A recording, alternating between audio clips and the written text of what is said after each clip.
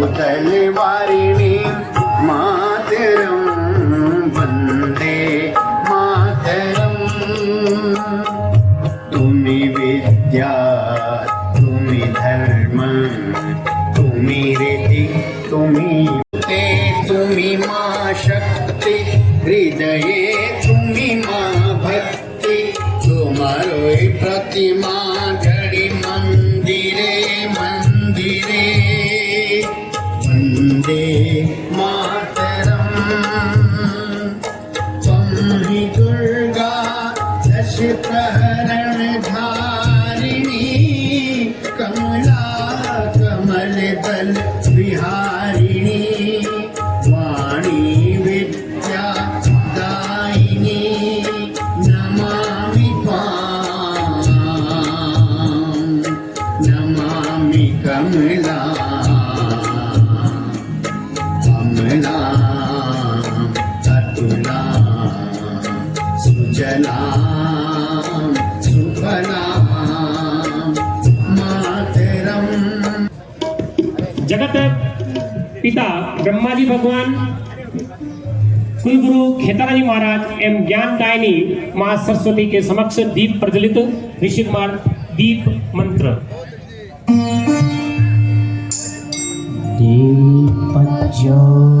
मंच पर पधारे अतिथियों का परिचय।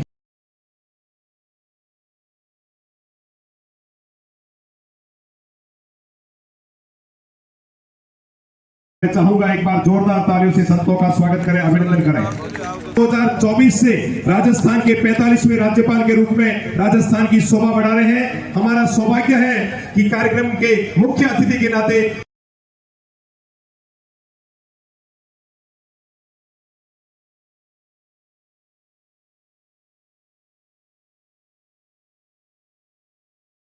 संघ के प्रचारक हैं। आपके प्रचारक जीवन का शुभारंभ उस कार्यक्रम में गरिमामय उपस्थिति से हम सबके बीच में उपस्थित होकर के इस कार्यक्रम की शोभा बढ़ाने वाले परम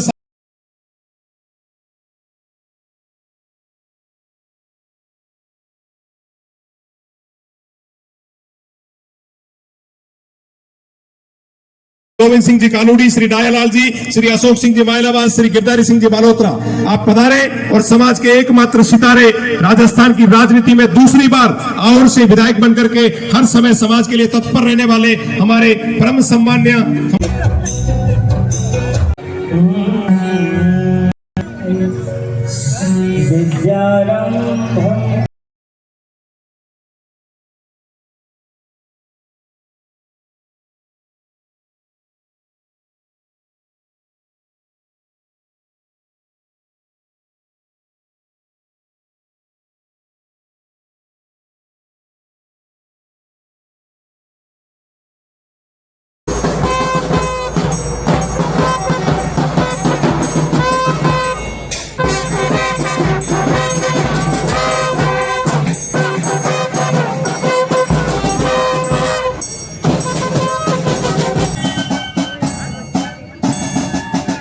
प्रदर्शन एक बार जोरदार तालियों के साथ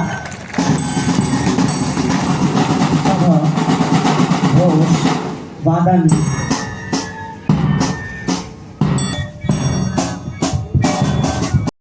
दोस्त प्रभारी संतोष रोक दे अपना कार्यक्रम।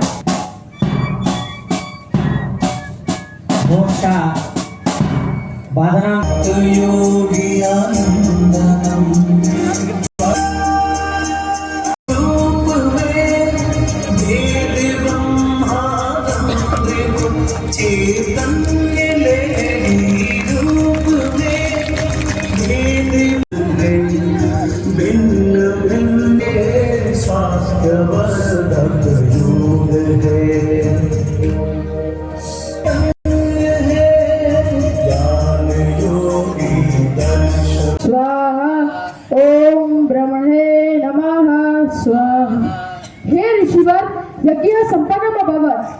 अस्ते पवित्र गंगा जलम नीत्वा संकल्पम कुरु दाने किं दास्यति। हे ब्राह्मण देव, अहम मम सर्वाणि तेन्वा दानं करोमि। ओ परम सौभाग्यम जयतु ऋषिवर। ऋषि वाजुसवा ने संकल्प लिया कि मैं दान में अपनी सभी गाय दान करता हूँ, लेकिन पास में ही नचिकेता विचार करता है। पितुः जीर्णः देवानां दानं किमर्थं करोति? एतत् सम्यकं नास्ति। पितुः मां कस्मै दास्यति? पितुः मां कस्मै दास्यति? नचिकेता के बार बार आग्रह करने पर कि हे पिताजी, आप मुझे किसे दान करेंगे, और फिर एक बार पुनः, हे पिताश्री मां कस्मै दास्यति? हे षट्पुत्र अहं त्वं यमराजाय ददामि। और पिता ने क्रोध में आकर नचिकेता को कह दिया कि मैं तुम्हें यमराज को दान करता हूँ। पिता की आज्ञा मानकर नचिकेता यमलोक पहुँचते हैं, लेकिन वहाँ पर यमराज को अनुपस्थित पाकर कहते हैं, अहो अयं तु यमलोकः, किन्तु यमराज तु न दृश्यते। किंचित समय प्रतीक्षां करोमि। यमराज की अनुपस्थिति पाकर नचिकेता वहीं और 3 दिन बिना कुछ खाए पिए उनकी प्रतीक्षा करते हैं, और 3 दिन पश्चात यमराज का आगमन होता है। यमदूत उन्हें जानकारी देते हैं कि एक बालक आपकी प्रतीक्षा कर रहा है, 3 दिन बिना कुछ खाए पिए। यह सुनकर यमराज और नचिकेता के समक्ष मिलने पहुंचते हैं।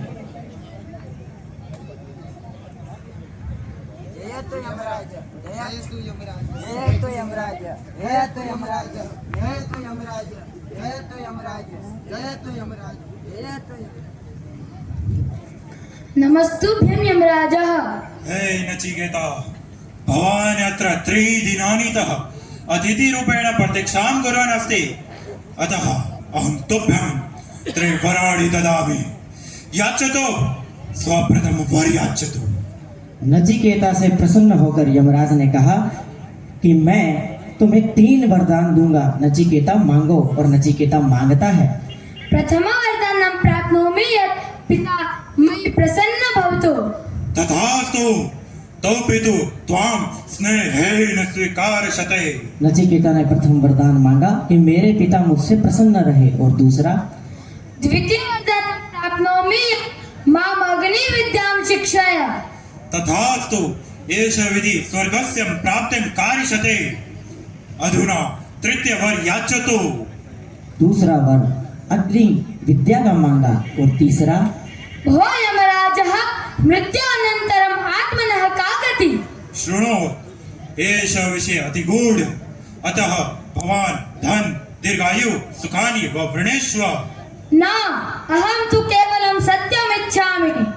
तहि शृणोत् नचिकेता, आत्मा न जायते न म्रियते, स नित्य शाश्वत अविनाशी च अस्ति। तर्हि मनुष्याणां सत्यस्य ज्ञानस्य मार्गम् अनुसरणीयः। अतएव हरितोषिणि विषमोषिणि घोषरते धनुजगिरोषिणि विधिसुतरोषिणि दुर्मदशोषिणि सिंधुसुते जय जय हे महिषा। वर्ष चल रहा है। हमारे अल्प अनुरोध से आपने यहाँ पर आकर के इस गुरुकुल को अपनी उपस्थिति से पावन किया है। इससे हमें अनुभव होता है कि आपके भीतर हृदय के में सनातन धर्म के प्रति, शास्त्रों के प्रति और गुरुकुल शिक्षा के प्रति अपार श्रद्धा है, जो हम सबके समाजों के लिए वह प्रेरणास्पद है। यह गुरुकुल जो है हमारे मन को निर्माण कैसे करे, क्योंकि हम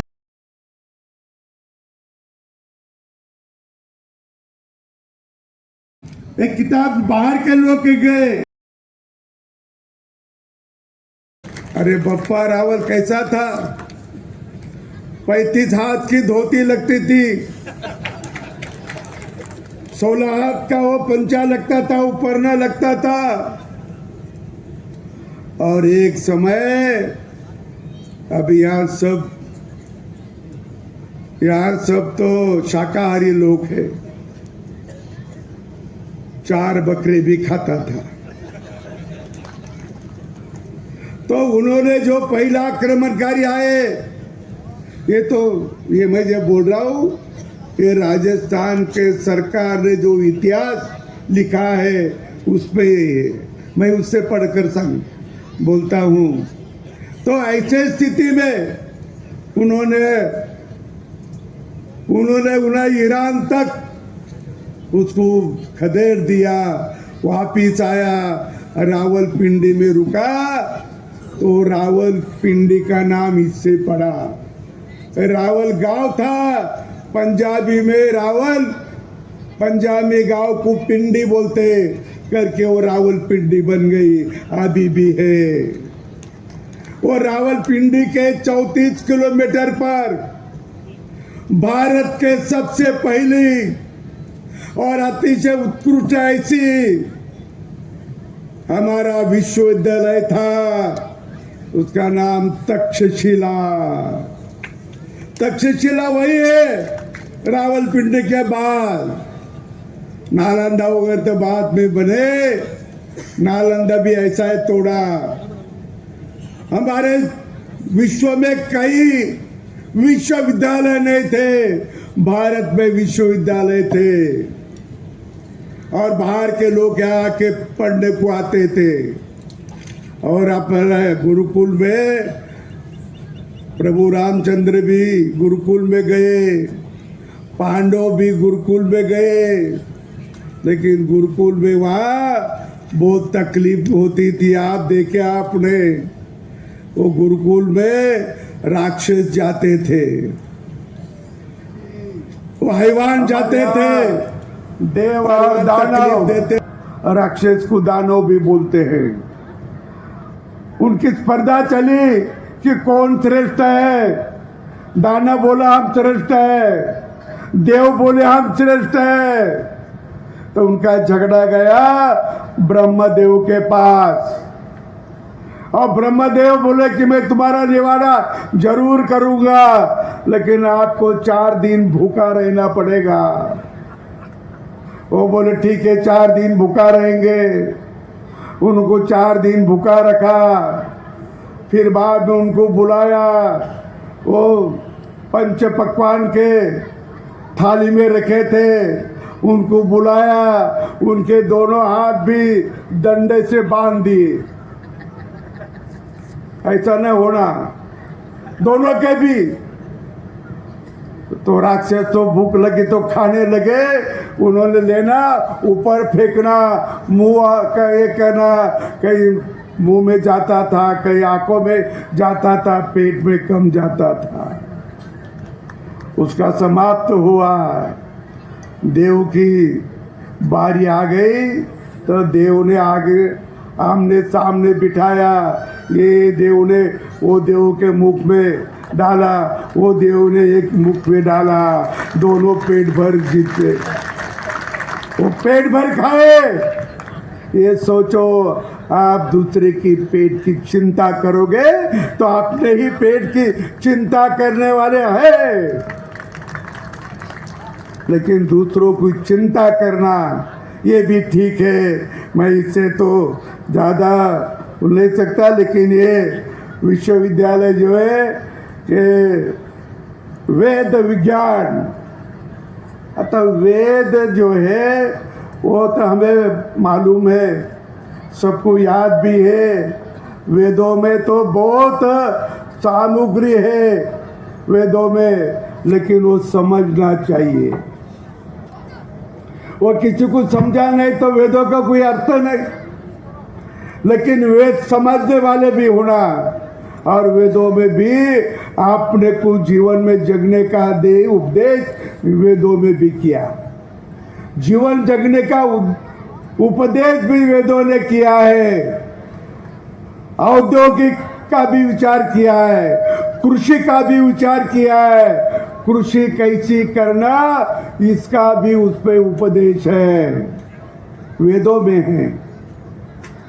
और ऐसा वेदों में उसका उपदेश है, तो उन्होंने औद्योगिक भी है।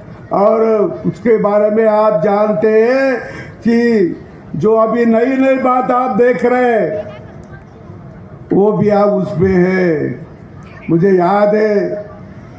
याद है कि आप स्कूल में पढ़ाते गुरुत्वाकर्षण। कौन लगा रहे गुरुत्वाकर्षण का शोध? कौन लगाया? न्यूटन ने लगाया। न्यूटन ने, है ना? पढ़ते ना आप? आता न्यूटन ने लगाया 1650 में, 1630 में, और उसके पहले 1150 में भास्कराचार्य एक महान पंडित थे। उज्जैन में उसने शिक्षा पूरी की थी। उज्जैन में, वह उज्जैन हमारे देश पे सबसे ज्यादा पावरफुल ऐसा एक केंद्र था। तो बाहर के लोग भी वहां आते थे और विश्व का या सबका विचार करते थे। उन्होंने लिखा, उसकी एक बेटी थी, उसका नाम था लीलावती। और लीलावती उनसे पूछती थी, बाबा तुम बोलते कि सूर्य स्थिर है, पृथ्वी उसके बाजू घूमती, पृथ्वी के बाजू चंद्र घूमते, गिरते क्यों नहीं? तो भास्कराचार्य ने लिखा है, उत्तर दिया है कि वो एक दूसरे को खींचते, आकर्षित करते, ऊपर के ऊपर करके वो गिरते नहीं। और न्यूटन ने क्या किया? न्यूटन ने सेब के पेड़ के नीचे बैठा, एक सेब गिरा तो बोला ये गुरुत्वाकर्षण है। और उसके पहले क्या, वो सफरचंद ऊपर जाता था क्या? नीचे गिरता था ना। भास्कराचार्य ने पहले बोला।